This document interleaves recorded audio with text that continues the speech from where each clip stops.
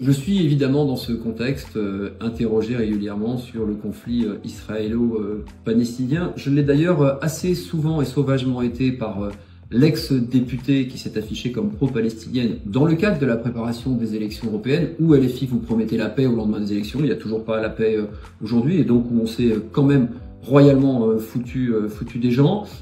Nous, on est sur une autre posture. Je suis sur une autre posture qui est celle du rassemblement.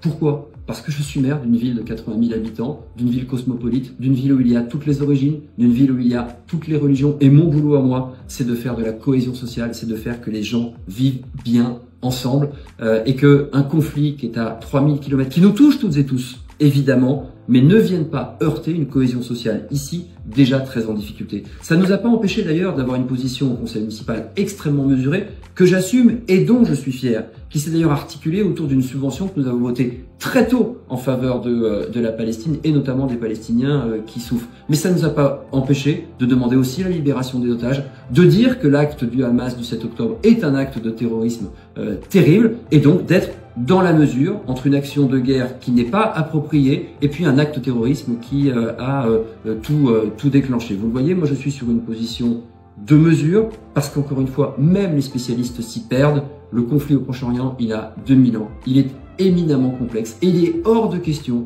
que je joue sur ce genre d'événements dramatiques pour attiser les haines entre les peuples là-bas et encore moins ici sur notre territoire. Nous appelons à la paix, nous appelons au cessez-le-feu, nous appelons à l'équilibre, nous appelons à la libération des otages. Mais mon boulot à moi en tant que maire d'Évry-Courcouronnes, ça n'est pas de choisir un camp ou un autre. Ça ne sera pas le cas non plus à l'Assemblée nationale. Notre enjeu, notre objectif à toutes et tous, ce doit être la paix.